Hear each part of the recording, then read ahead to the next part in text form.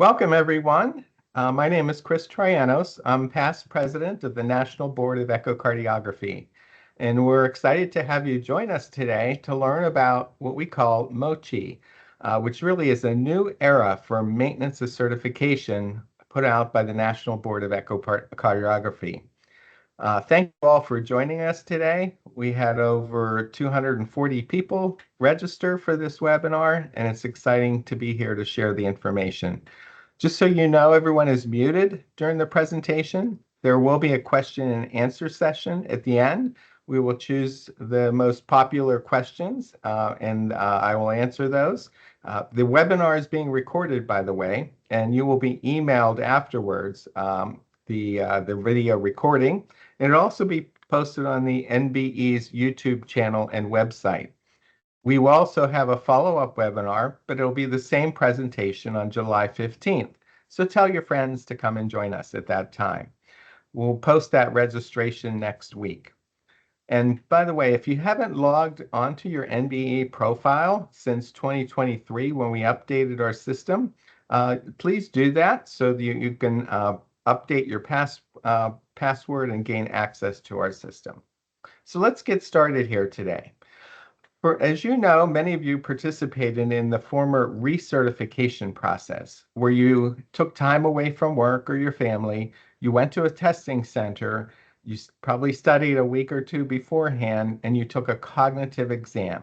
That occurred every 10 years, and we took a subset of the questions from the initial certification exam for that recertification exam. So basically, the knowledge that we were testing at the time was the same as the initial certification, but we used a subset of high-performing questions because you already jumped the big hurdle of getting certification to begin with. So we're changing that because the old board certification philosophy had a gatekeeping role, so you had to pass that test again. And the rationale was that boards primarily serve to protect the public, and diplomats viewed this process as burdensome, costly, and really irrelevant to their practice. And as being one who also took recertifications, I can tell you I did a lot of binge and purge learning or just-in-time forgetting. You know, you study a week or two before, and then you shortly forget the things that you aren't using in your daily practice a little while afterwards. So there was no continuous education or improvement in knowledge in real time. So that's why we've taken on this new maintenance certification philosophy, where it's a continuous ongoing assessment of your daily working knowledge related to echocardiography. So we want to foster a relationship and continually support you and your colleagues in keeping your clinical knowledge up to date, so that you continue to learn during this process. So the initial certification has not changed, and that's designed to protect the public and the profession so that people know you are worthy of being a board-certified echocardiographer. So you've met those particular standards based upon whatever certification you have with the National Board of Echocardiography. Maintenance of certification, however, is focused on supporting you as the diplomat or testimer who've already met that very high standard, and you just want to maintain or be current throughout your career. So we've developed MOCE, which is an interactive tool that you can use either on a mobile device or on a Google Chrome browser on your desktop, whatever's most convenient for you.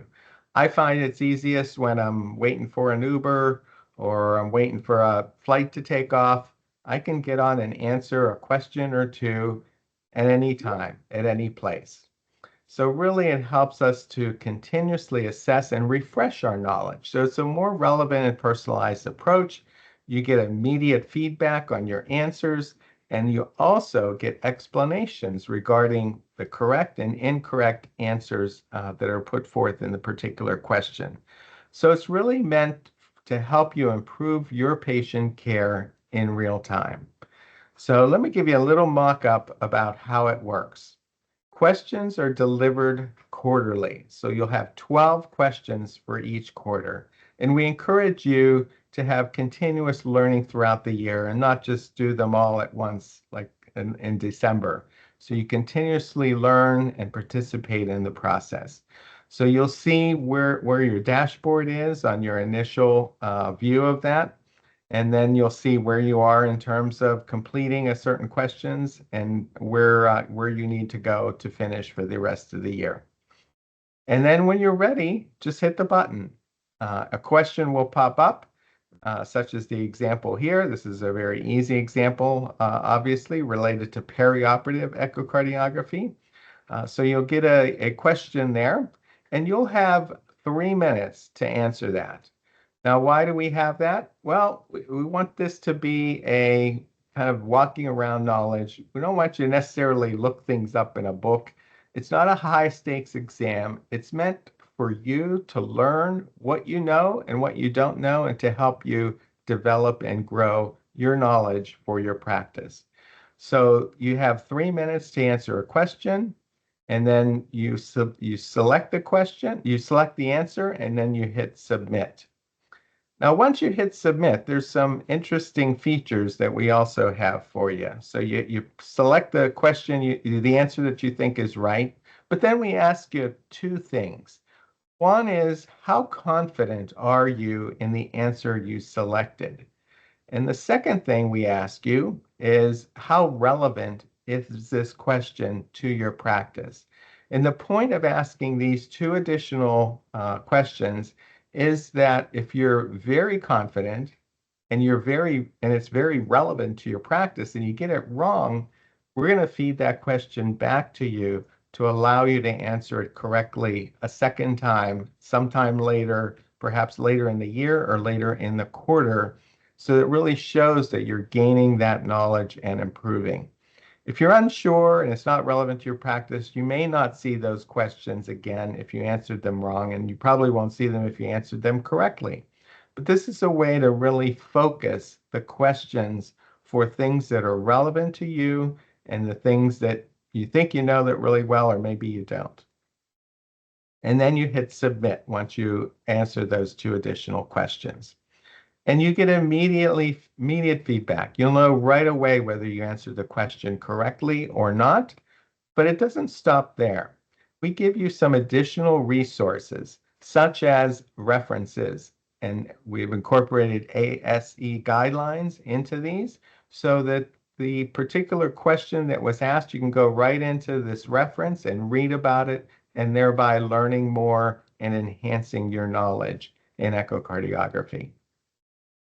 We also provide you with a key point. If you don't want to look up the reference, we tell you what the key point is to help you know and understand what the particular question focused on, thereby increasing your knowledge of echocardiography in real time.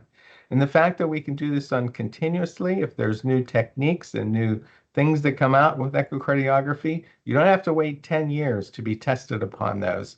You can ask those questions in real time during the year, and you get feedback immediately as to whether you know the material or not. So then you can answer the next question. So it's as simple as that. Again, we want this to be simple and easy and really designed to be part of your practice. And then you can hit the next question. Now, some of the features that you may be curious about, we do have video loops that are incorporated into it. Again, that's the reason we're asking 3 minutes to answer questions, so it may take a little time to review that video loop. You can expand it. You can also rotate your phone to look at it in a different manner. So if you turn it to the side, it'll expand and get bigger if there's certain aspects of that echo that you need to see more closely and more carefully. So you've seen probably videos on X and LinkedIn and other online platforms. This is a similar idea where you can view echocardiographic loops on your phone, your mobile device, or your desktop. So beyond that, the whole certification process has an enrollment period. You can enroll anytime from January through November 20th, and we began this official enrollment process this year. We encourage you to enroll earlier in the year so that you can get these questions, 12 questions per quarter throughout the year. You'll have to enroll within your NBE account.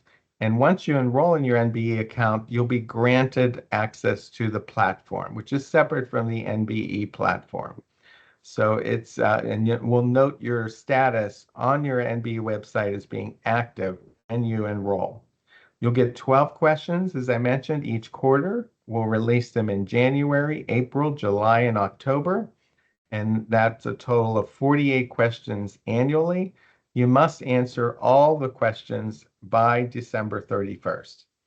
If you enroll and you start answering questions, but you don't answer a certain question, it's just like if you sat for an exam and you didn't answer a question, it'll be marked as incorrect. We ask and we calculate a new method. It's not percent right or wrong, but we give you a measurement decision theory value according to the number of questions you answer right or wrong. It's really a low bar, but it's designed to show that, for example, if you get 0.2, it's a 20% likelihood that you know the material. If you're up to 0.8, it's an 80% likelihood that you know the material. So questions are weighted in terms of easy and hard questions. So for example, if you miss an easy question, you'll be deducted more so than if you miss a hard question. Your status will be designated on the website and we'll update it annually in January after you've completed the year's worth of questions for the previous year. So who can enroll in this? Who's eligible?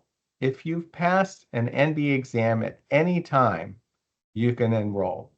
If you never certified, you're considered a testimer, and we call that maintenance of your testimer status in echocardiography. If you certified at any time, even if it was 20 years ago, you can enroll in MOCE, which is the maintenance of certification in echocardiography. Now, when you took your last exam, we told you have a 10-year until you had to recertify again. And so we're continuing to honor that 10-year commitment we made to you to designate you as certified. And as a result, you can participate in MOCE or MOTE. It's optional, but we really encourage you to do that. It'll be free for you until that 10 years are up. So really encourage you to participate, have some fun, get a little learning, bring your practice up to date, and you'll have the opportunity to earn some CME in the process. Once your 10 years are up after you've taken your last exam, there will be a small fee, and we'll talk about what that is on the next slide. Now, some of you took an initial exam and never recertified. So we're offering a 3-year grace period extending until 12/31/2027, in which you can enter this process even though you may have fallen out of maintenance of certification in the past.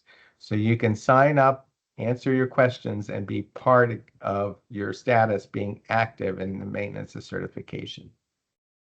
So here are the fees. So if you passed your last exam more than 10 years ago, it's $85 per year to participate in this maintenance of certification. If you're within the 10 years, it's free for 2025, but after 2025, and you'll have to pay the fee, and we'll talk about those fees for 2026. But if you've taken an exam anywhere from 2015, which is the last 10 years, to 2025, it's free for you to participate this year in MOCE. So what do we ask of you every year? As you recall, we used to have to collect your logs and other material. We're trying to make it as easy as possible. So you just have to check off some things and attest that you have an unrestricted license to practice medicine. You're still interpreting echoes. We ask how many echoes you perform annually, but we're not going to ask for any logs. We just want an idea of how many echoes people are doing on an annual basis. We also ask that you maintain a certain amount of CME during the preceding 3 years. So this isn't every year, but within the last 3 years, you can do 5 CMEs a year or 15 in the last year, or 15, 2 years ago, but it's a cumulative running total the last 3 years. We ask that you participate in some type of echo quality improvement process. And this could be just learning, teaching others, reviewing material. It's a very low bar, again, to maintain quality improvement. But we want you to improve, obviously, and attest that you're doing that. And then you'll pay an $85 annual fee if you're beyond your 10 years of last exam. So we'll update your status in January following a whole year of answering those questions. Again, 12 questions per quarter, 48 total by the end of the year. And then we'll talk about how you can gain CMEs for participating in MOCE on our website. You can access, again, either from a browser or a mobile app. And please reach out to us for any further questions. So if you're interested in gaining 8 AMA Category 1 credits, this is how you do that. You complete all 48 questions. You don't get partial credit if you answered 24, for example. We don't give you 4 AMA Category 1 credits. So you have to answer all 48 questions. The results will be processed after the calendar year. So in January or so after the calendar year, you'll be able to access the link to the American Society of Echocardiography, where they will grant you the CME certificate along with a $15 fee that they'll charge for doing that. Now we have frequently asked questions posted on our website. These are the QR codes to get to those frequently asked questions for both testimers and diplomates. Now I'm going to show you how it actually works on a desktop. It will be a little hard for me to do it on my phone, but here's how it goes. So we'll click on here, come to the website. You'll log in, and then it'll ask you if you're ready to answer a question. You can see I've answered 12 questions already in the first quarter, so we're now in the second quarter. We'll verify that you have access to a website or a browser that has a good connection. So go ahead and answer a question, and then your question will pop up. So patient with Epstein's abnormality is scheduled for surgical correction on transesophageal echo. Which of the following findings is most likely? So you can pick any one of these, obviously. You'll spend a little time. You can see the timer counting down from those 3 minutes. And then pick the question that you think is right. I'm just going to pick A here, atrial septal defect. We'll submit. And then it'll ask me how confident you are in my selection and how relevant is this to your practice. We'll say very relevant. And then we'll hit submit. And then it says, I get immediate feedback. My answer was correct. Again, it reviews the question, it reviews the answer. It provides a little critique here. It's a congenital heart malformation characterized by an apical displacement of the tricuspid valve and so on.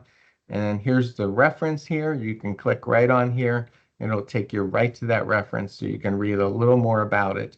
And then, we're not perfect. We spend a lot of time making sure the questions and answers are relevant and correct.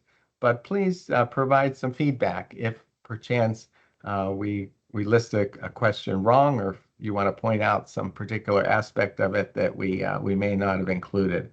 So please give us your feedback in real time, and that's the way it works. So we'll finish this question. Again, it'll ask us if we're ready to answer another one. But that's a nice demonstration of how it works. And you can see now I've answered one question into the second quarter of this year. The dashboard shows your running total up top. So you answer 48 questions by the end of the year. And with that, we're happy to take any questions from you in the chat.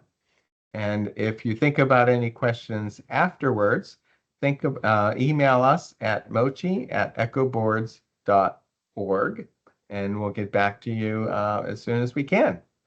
So thank you very much for attending. And now I'll take some questions that may have been submitted into the chat.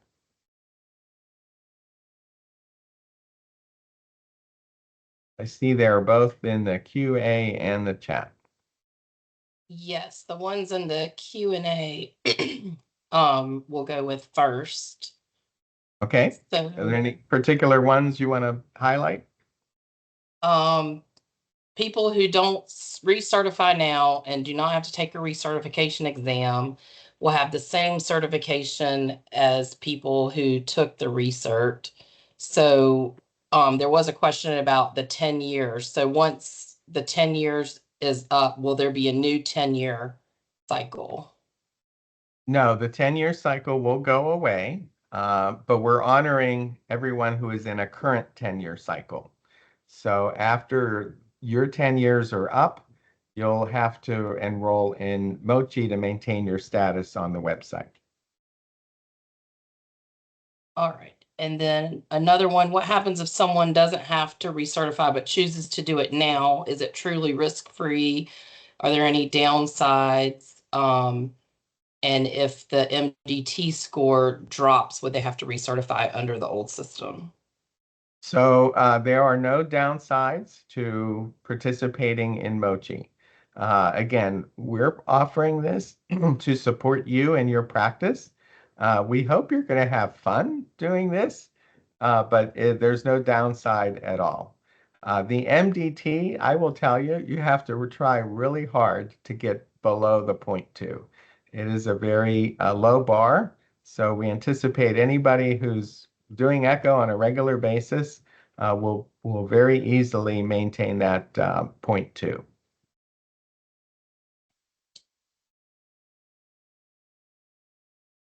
What year do we, I see there's a question, what year do we need to start doing MOCE?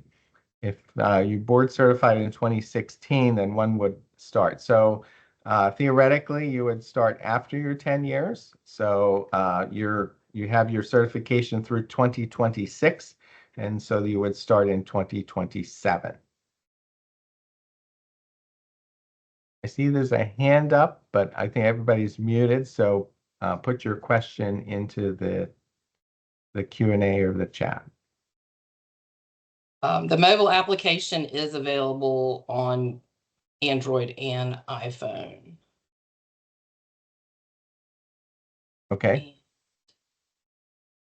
Yeah, yeah. You were telling or asking? I was telling, sorry, answering. Okay. So someone's asking about the question specific to critical care. So maybe explain the different item banks. Yes. So the questions aren't all the same for everybody. So if you certified or became a tester in the adult special competency exam, you will get those questions. If you're perioperative echo, you get those. And if you're critical care echo, you get questions related to your particular area that you passed.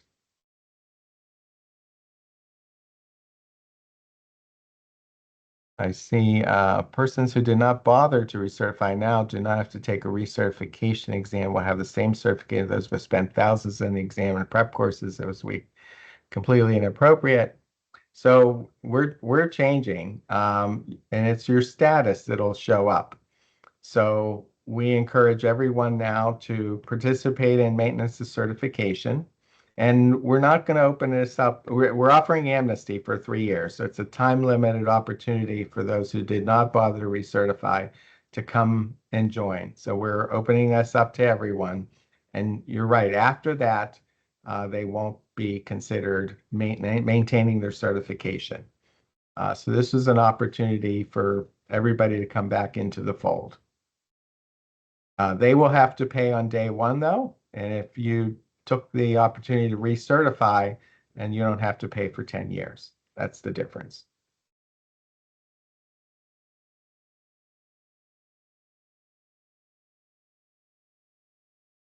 And someone asked if you're a critical care cardiologist and don't necessarily interpret echoes every day, but you're certified in echo, is MOCE still appropriate or MOCE? Yeah, if you're certified in echo, it would be MOCE, M-O-C-E, maintenance of certification.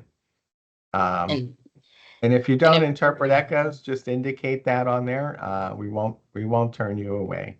We want you to maintain your knowledge because someday maybe you will.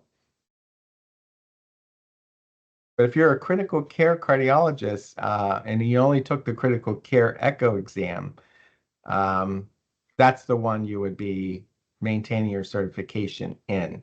If you took the adult special competence in echocardiography exam and you passed that and board certified in there, then you would be doing that particular question bank.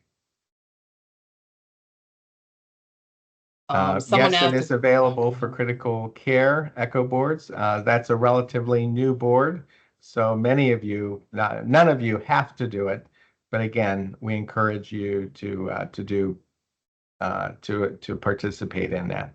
What if you took two exams? That's a great question.